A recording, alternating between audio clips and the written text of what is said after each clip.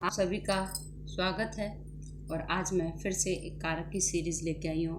हमने इससे पहले की वीडियो में कारक के विषय में जाना, कर्ता कारक के विषय में, कर्म कारक के विषय में जाना, और आज हम जानेंगे करण कारक और संप्रदान कारक के विषय में। तो सबसे पहले ये जान लेते हैं करण कारक किसे कहते हैं। जिस साधन द्वारा कार्य किया जाता है हम उसे करण कारक कहते हैं, और करण कारक में हमेशा तृतीय विभक्ति का प्रयोग होता है।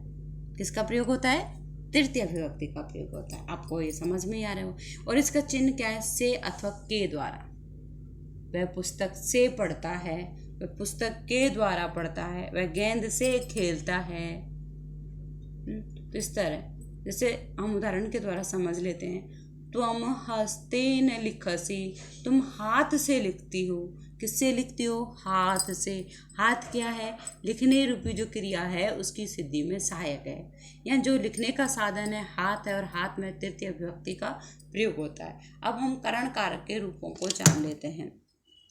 केन माने, जैसे हमने किम शब्द रूप को जाना, पुरलिंग में और स्त्रीलिंग में और नपुंसक लिंग में जान लेते इसका तृतीय विभक्ति रूप। जैसे पुरलिंग में केन माने किसके द्वारा, काभ्याम किसके, किन दो के द्वारा, कई किन सब के द्वारा। अब स्त्रीलिंग में क्या हो जाएगा इसका?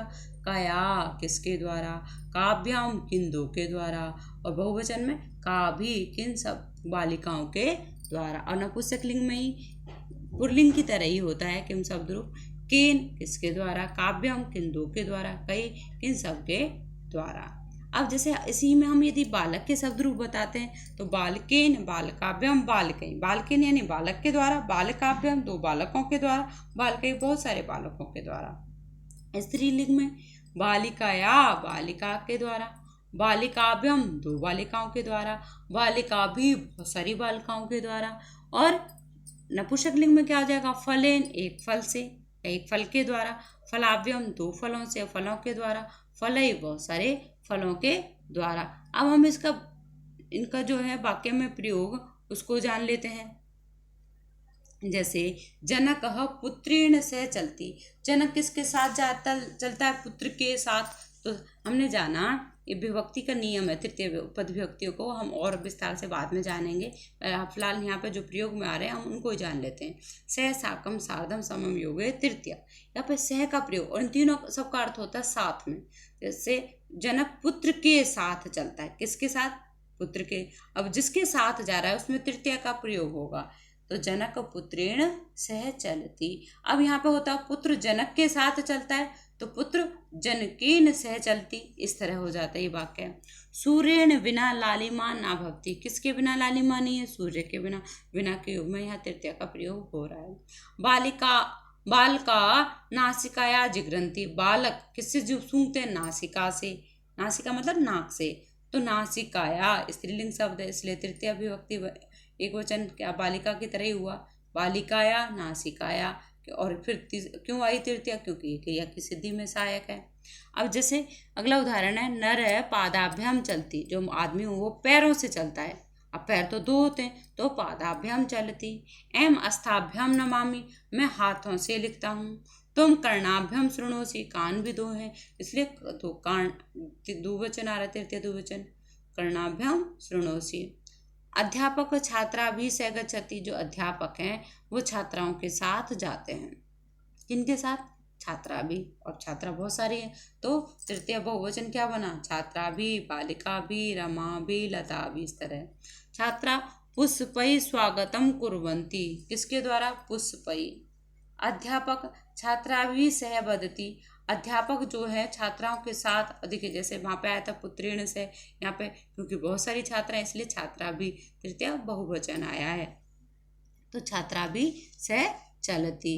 और आगे हम ऐसे ही और देखते हैं कि सह, अब नेत्राभ्यम अंध अस्ति। वह आँखों से अंधा है। किससे अंधा है? आँखों से।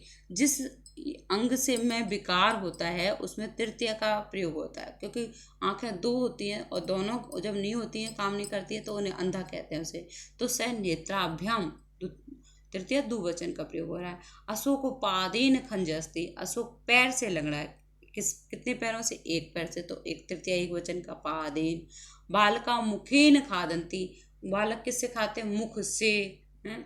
जना पुस्तकेन पठन्ति, लोग पुस्तक से पढ़ते हैं। किससे पढ़ते हैं? पुस्तकेन। ते विद्याया विनम्रा भवन्ति, वो विद्या से विनम्र होते। किससे? विद्या से। तृतीय व्यक्ति एक वचन है। एम कलमेन लिखामी, मैं कलम से लिखता हूँ या लिखती हूँ। किससे? कलम से। तो तृतीय व्यक्ति का, क्योंकि जो कलम है वो लेखन में सहायक है।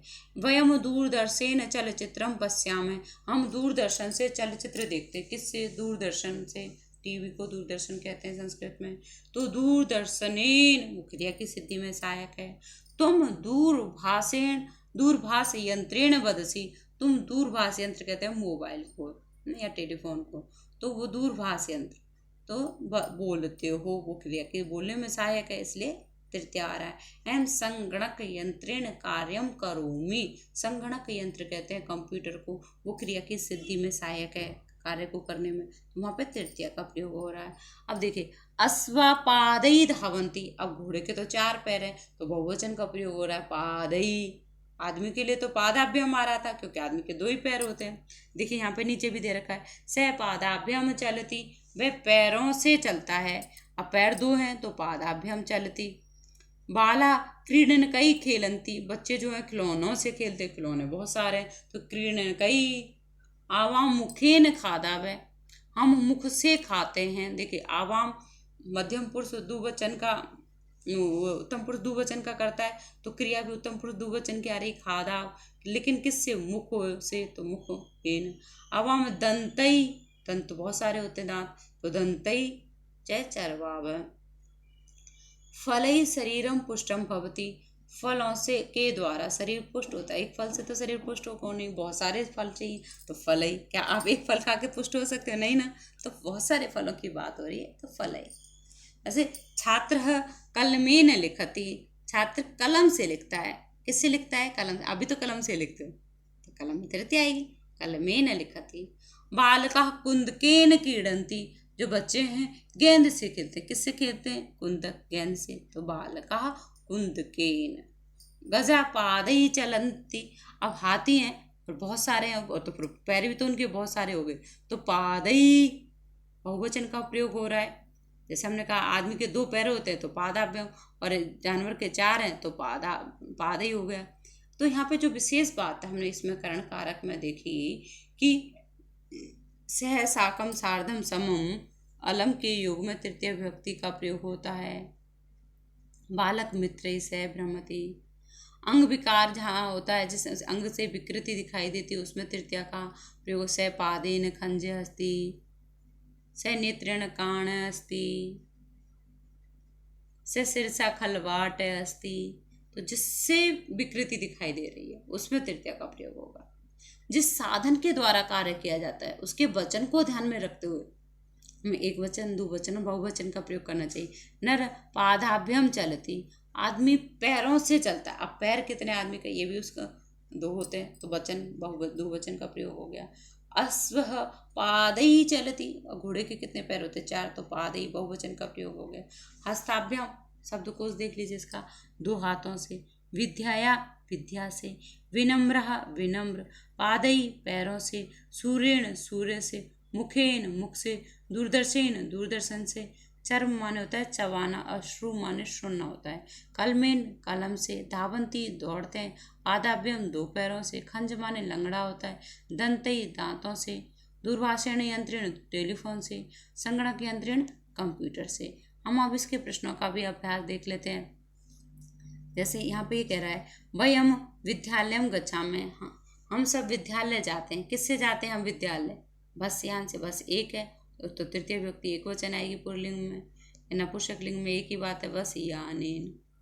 फिर है राधा सह नृत्यति, राधा किसके साथ नृत्य करती है? कृष्ण की। तो राधा के नाचने में कौन सहायक है? कृष्ण सहायक है, तो इसलिए कृष्ण में कौन सी आएगी? तृतीय व्यक्ति एक वचन, तो कृष्णेन। अगला है अश्व धावती, घोड़ा दौड़ता। घोड़ा किससे दौड़ता है भाई? पैरों से दौड़ता है। अब 2 पैर तो होते नहीं उसके तो बहुत होते हैं, तो पादई धावती। से डड्डे सह वार्तालापम करोती, वह उसके साथ किसके साथ?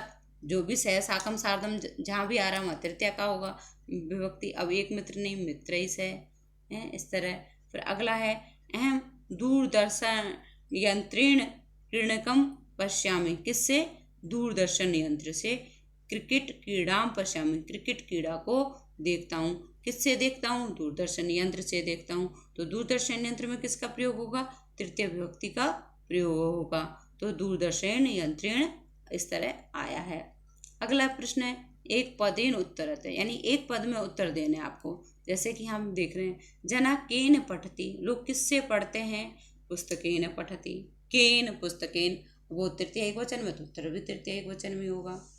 केन बिना लालिमा न भवति, केन बिना सूर्येन बिना। सर्वे कया, कया शब्द से स्त्रीलिंग शब्द यानी नासिकाया। सर्व केन खादन्ति, किससे खाते? केन पुल्लिंग में तृतीय एकवचन है मुखेन। जना कया विनम्रा, कया विनम्रा विद्याया। अगला हम प्रश्न निर्माण करते हैं वयम कर्णाभ्याम शृणु, हम किससे सुनते हैं? कानों से। तो यहाँ पे किस तरह कर्णाभ्याम में क्या है? तृतीय द्विवचन है, तो काभ्याम। गज सुंडेन जलम पिबति, केन जलम पिबति। फिर है अगला अमर दंतई चरवती, अमर जो है वो दांतों से चबाता है, दंतई। तो प्रश्न क्या बनेगा? कई। तो इस तरह ये प्रश्न बना। अगला देखिए संप्रदान कारक का प्रयोग है हम इसमें, और हम यहाँ पे संप्रदान कारक के विषय में जानेंगे। जिसके लिए क्रिया की जाए उसे हम संप्रदान कारक कहते हैं। किसे कहते हैं हम संप्रदान कारक? जिसके लिए क्रिया की जाए। और इसमें हमेशा चतुर्थी विभक्ति का जो क्रिया की सिद्धि में सहायक है वो करण है, और जिसके लिए क्रिया की जा रही है उसे संप्रदान, और इसका चिन्ह के लिए होता है। जैसे माता सुतायै भोजनम यच्छति, माता बेटी के लिए खाना देती है। किसके लिए खाना देती है भाई? बेटी के लिए। तो बेटी में क्या आ जाएगा? सुतायै। पुत्र के लिए तो पुत्रई। तो संप्रदान कारक के शब्द रूप जो है किम क्या बनेंगे? पुल्लिंग में कस्मै काव्याम केव्य, यानी किसके लिए? किन दो के लिए और किन सब के लिए। और स्त्रीलिंग में कस्यै काव्याम काव्य, कस्यै किसके लिए, काव्याम किन दो के लिए, काव्य किन सब के लिए, कस्मै किस एक के लिए, काव्याम किन दो के लिए, केव्य किन सब के लिए। तो पुल्लिंग और नपुंसकलिंग एक जैसे ही है। अब हम बालक के शब्द रूप देखते चतुर्थी में। बालिका बालकाव्यम बालकेभ्य, और स्त्रीलिंग में बालिकई बालकाव्यम बालिकाभ्य, और नपुंसकलिंग में फलाय फलाभ्यम फलेभ्य। तो हमने जैसे हम देख रहे थे कि यहाँ पे जो पुल्लिंग है और नपुंसकलिंग है वो एक जैसा है। जल कस्मै भवति, जल किसके लिए होता है? जल किसके लिए होता है? जल जीवनाय, जीवन के लिए होता है, तो जीवनाय भवति। वृक्षा कस्मै फलन्ति, वृक्ष किसके लिए फलते हैं? वृक्ष परेभ्ये, दूसरों के लिए फलते हैं। चिकित्सक केभ्य औषधम यच्छति, जो डॉक्टर है वो किसके लिए दवाई देता है? रोगी के लिए। तो चिकित्सक है केभ्य रुग्णेभ्य, क्योंकि जैसे बहुवचन में केभ्य तो उत्तर भी हमारा बहुवचन में ही होगा, रुग्णेभ्य औषधम यच्छति। अगला है गृह, गृहम कस्मै भवति, जो घर है वो किसके लिए होता है? घर निवासाय सुखाय च भवति, निवास करने के लिए होता है और सुख के लिए होता है। और घर किसके लिए होगा भाई? सैनिका देश रक्षा, यही सीमा गच्छन्ति, जो सैनिक है वो देश रक्षा के लिए। तो यहाँ पे कैसे बन सकता है? कस्मै सीमा गच्छन्ति, प्रश्न अगर बनाए तो। छात्रा पठनाय विद्यालयम गच्छति, छात्र पढ़ने के लिए, कस्मै बन सकता है इसका प्रश्न। क्या बनेगा? कस्मै। बालका क्रीडनाय क्रीड़ा क्षेत्रम गच्छन्ति, बालका क्रीडनाय खेलने के लिए खेल के मैदान में जाते हैं, तो क्रीडनाय। तो यहाँ पे क्रीडनाय चतुर्थी एक वचन का प्रयोग हो रहा है, तो प्रश्न में भी कस्मै। वयम भ्रमणाय उद्यानम गच्छामि, कस्मै आएगा इसमें भी। फिर अगला है हमारा माता सुतायै वस्त्राणि आनयति, माता किसके लिए? अब देखिए सुतायै स्त्रीलिंग शब्द है, तो कस्यै करके वस्त्राणि आनयति, इस तरह प्रश्न निर्माण कर सकते हैं इसमें। अध्यापिका छात्राभ्य पुस्तकानि यच्छति, जो अध्यापिका है वो छात्राओं के लिए पुस्तक देती है, छात्राभ्य कहेगा। बालिका काव्य हो जाएगा इसका प्रश्न निर्माण, क्या बनेगा? काव्य। अगला है दुर्मा सर्वेभ्य छायाम फलानी काष्टम पुष्पाणि चै यच्छन्ति, जो पेड़ है, दुर्मा माने होते हैं पेड़, सभी के लिए फल लकड़ी फूल देते हैं, तो सर्वेभ्य बहुवचन में हो रहा है, केभ्य बनेगा। वृक्ष परोपकाराय भवन्ति, परोपकार के लिए होते हैं, तो क्या बन जाएगा? कस्मै। दानम पूर्णाय भवति, पूर्णाय चतुर्थी एकवचन, तो कस्मै भवति। छात्रा विद्यायै सुखम त्यजन्ति, विद्यायै चतुर्थी एकवचन है लेकिन स्त्रीलिंग में, तो क्या बन जाएगा? कस्यै। शिवाय नमः, कस्मै नमः। गणेशाय अपि नमः, नमः के युग में चतुर्थी का प्रयोग होता है इसलिए शिवाय, शिव का शिवाय हो गया, गणेश का गणेशाय, जैसे राम का रामाय, बालक का बालकाय हो जाता है। आचार्य भी अपि नमः, अब एक आचार्य की बात नहीं हो रही, बहुत सारे आचार्यों की बात हो रही है, तो आचार्य भी नमः। वृद्धा फलेभ्य यच्छन्ति, जो वृद्ध हैं वो फलों की इच्छा करते हैं, किसकी? फलों के लिए, फलेभ्य। जना कार्यभ्य कार्यालयम गच्छन्ति, जो लोग हैं वो कार्य के लिए कार्यालय जाते हैं, किसके लिए? कार्य भी। अब बहुत सारे लोग अब एक काम के लिए तो नहीं जाते, कार्य भी, तो इसलिए चतुर्थी विभक्ति बहुवचन का प्रयोग हो रहा है इसमें, कि वो कार्य के लिए विद्यालय वहाँ पे कार्यालय जाते हैं। अब हम इसको देखते हैं, इसके नियम। उपद विभक्ति है जैसे दा, रुच, क्रुद्ध, स्वस्ति, नम, इनके योग में हमेशा चतुर्थी विभक्ति का प्रयोग होता है। क्यों या किस लिए? किमर्थ अव्यय का प्रयोग होता है। किमर्थम माने होता है क्यों अथवा किस लिए। जैसे जीवनाय, जीवन के लिए, रुग्णेभ्य, बीमारों के लिए, निवासाय, रहने के लिए, क्रीडनाय, खेलने के लिए, भ्रमणाय, घूमने के लिए, सुतायै, बेटी के लिए, काष्टम माने लकड़ी, आचार्यभ्य, आचार्यों के लिए, परेभ्य, दूसरों के लिए, औषधम, दवा, देश रक्षायै, देश की रक्षा के लिए, ध्रुमा माने अनेक पेड़, छात्राभ्य, छात्राओं के लिए, तत्पर माने तैयार हमेशा, सर्वेभ्य, सब के लिए, भू माने होता है देना, त्यज माने छोड़ना, दा या यच धातु जिसका बाद में परिवर्तित रूप यच होता है देना, और अवसर पूर्वक नी धातु का अर्थ होता है लाना। अब हम इसके भी प्रश्नों का थोड़ा सा अभ्यास कर लेते हैं। निम्नलिखित शब्दानाम संस्कृत पर्याय विकल्पेभ्य चित्वा लिखत है, यानी आपको उसका विकल्प लिखना है। नहाने के लिए स्नानाय, सोने के लिए सेनाय, देखिए यहाँ पे क्या आ जाएगा? स्नानाय, और इसका क्या हो जाएगा? सोने के लिए शयनाय, पूजा के लिए पूजाय, फिर एक अनाज के लिए अन्नाय, फिर दो प्यासों के लिए, अब दो प्यास सिताभ्याम। अगला प्रश्न हम देखते हैं।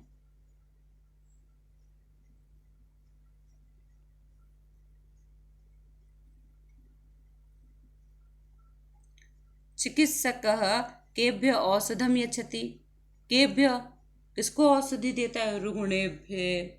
छात्रा कस्य सुखम त्यजति, किसके लिए सुख त्याग देती है? विद्यायै।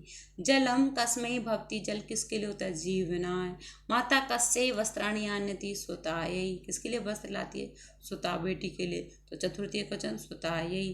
केभ्य नमः, किन के लिए नमस्कार हो? शिव जी के लिए नमस्कार हो, तो चतुर्थी शिवाय नमः। इस तरह अगला प्रश्न है, इसमें हमें क्या करना है? मंजूषाया पदानाम सहायता रिक्त स्थानानि पूर्यते, हमें रिक्त स्थान की पूर्ति करनी है। जैसे जनक कार्यालयम गच्छति, जनक कार्यालय जाता है, किसके लिए? कार्याय।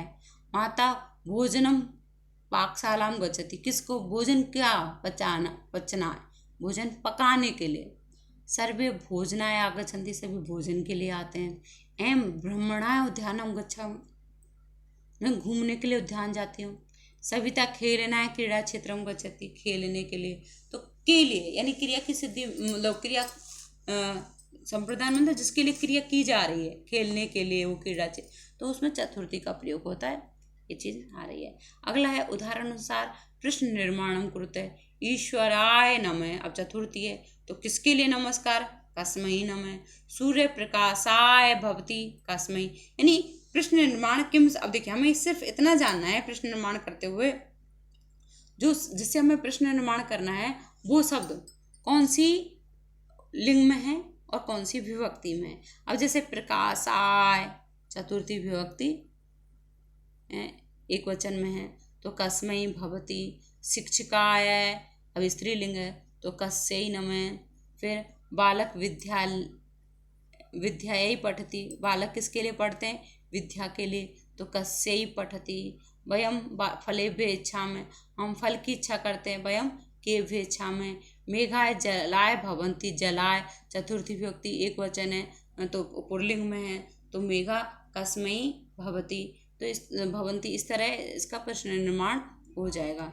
तो आपने ये सारी वीडियो पसंद करी होगी और आपको पसंद आ रही होंगी। मैं आगे भी आपके लिए ऐसा लेके आऊँगी। आप सभी को बार बार धन्यवाद। आपका पुनः फिर से हार्दिक अभिनंदन। बेटा इसको शेयर करिए, लाइक करिए, और इसमें कोई अलग से आपका कुछ लगता नहीं है। यदि आप सब्सक्राइब करोगे तो जो भी मैं वीडियो डालूँगी आपके पास उसकी इन्फॉर्मेशन तुरंत आ जाती है कि ये नई वीडियो डाली गई है, तो उससे आपको ही फ़ायदा होगा। तो प्लीज़ लाइक करें, शेयर करें, सब्सक्राइब करें। धन्यवाद।